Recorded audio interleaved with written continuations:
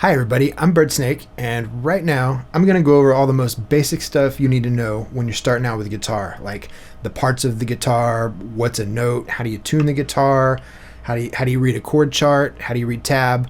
We're going to go through all of that in a series of beginner lessons. I think the best way to start out is just to go ahead and talk about what a note is in music.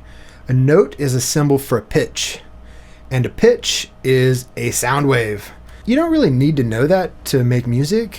It's more important to just know that this note is an A than it is to know that it's an A that's 440 hertz. A pitch is the sound waves, but we're going to talk about notes.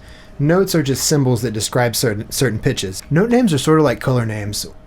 We call that A, and we call my shirt blue, but in reality, it's just the way our eyes interpret a light wave or the way our ears interpret a sound wave. So on guitar, you have notes going up the neck. You also have notes going across the neck.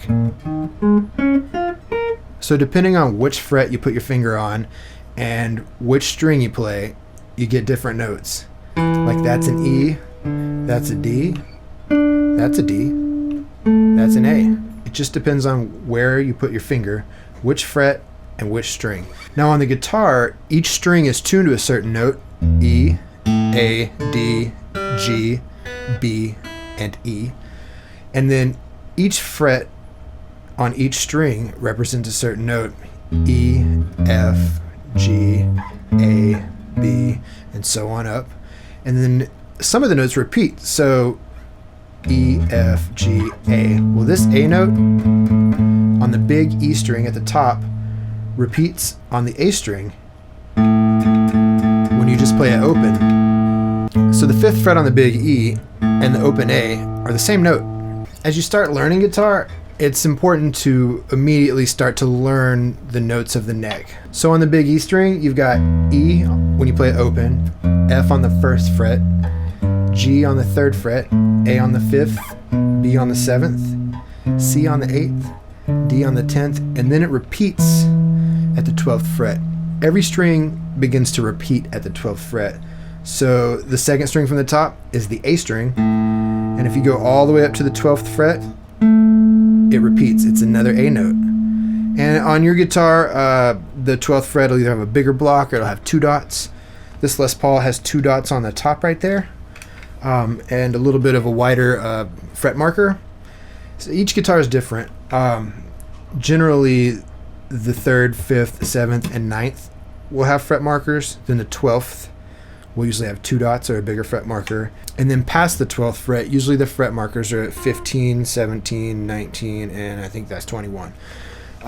So it's kind of a visual reference for you to use to know where the note's at.